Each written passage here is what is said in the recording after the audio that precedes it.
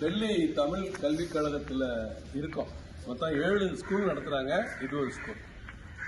இந்த ஸ்கூல்ல இருக்க பெருமை என்னன்னா, பெருந்தலைவர் காமராஜர், கல்வி கந்திருந்த கடவுள் என்று சொல்லக்கூடிய காமராஜர் தொடங்கி வைத்த பள்ளிக்கூடம். ஏறத்தாழ 7100 ஸ்டூடெண்ட்ஸ் படிக்கிறாங்க. அதுல 6000 பேர் தமிழர்.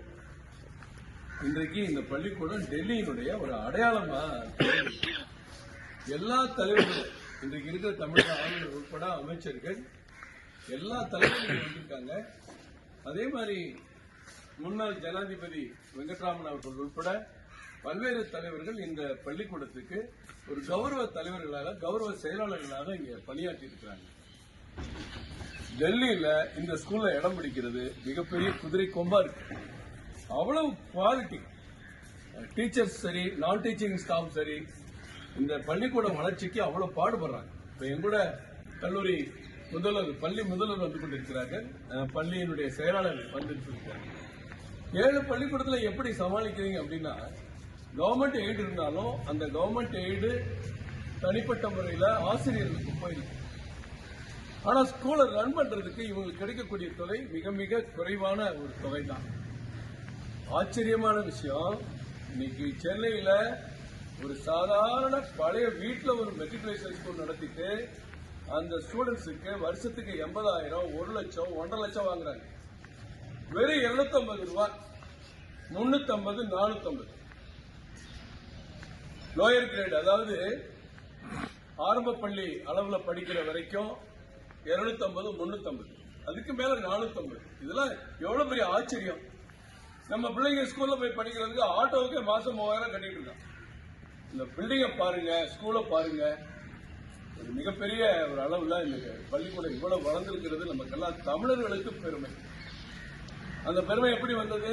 இங்க இருக்கிற செயலாளர் ராஜு அவர்கள் உட்பட எல்லா நிர்வாகிகள், எல்லா ஆசிரியர்கள், மற்ற பணியாளர்கள் எல்லாரும் சேர்ந்து இன்னைக்கு இந்த பள்ளிக்கூடத்தை வளர்த்திருக்காங்கன்னா அது மறுக்க முடியாது. எவ்வளவு பாராட்டினாலும் தகும். இங்க சிபிஎஸ்இ பள்ளிக்கூடம் 1ஆவதுல இருந்து 8ஆவது வரைக்கும் தமிழ்நாட்டில் தமிழ் சொல்லிக் கொடுக்கிறாங்களோ இல்லையோ, இங்க படிக்கிற மாணவர்களுக்கு தாய்மொழி, நம்ம தாய்மொழி தமிழ் கட்டாயம். தமிழ்நாட்டை அது செய்யுங்கன்னா செய்ய பயப்படுறாங்க. சிபிஎஸ்இ ஸ்கூல் அங்க பெருமை. இங்க வந்து சிபிஎஸ்இ ஸ்கூல் மட்டும் இல்ல, தமிழை கட்டாய பாடமாக 8ஆவது வரை வைத்திருக்கிறார்கள்.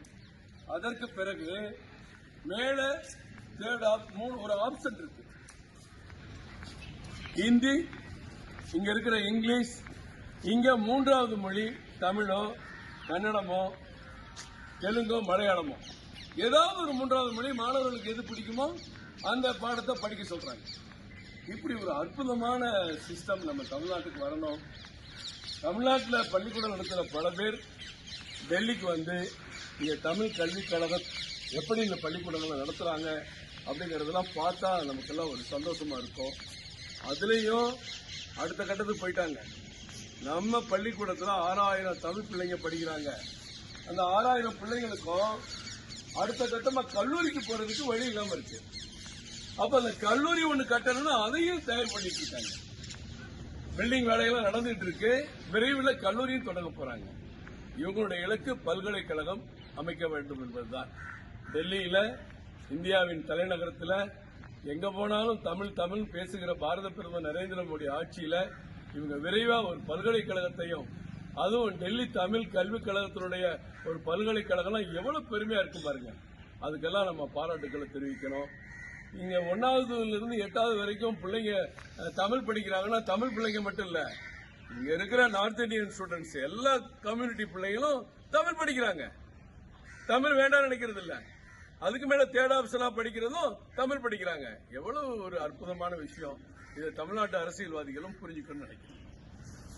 நன்றி, வணக்கம்.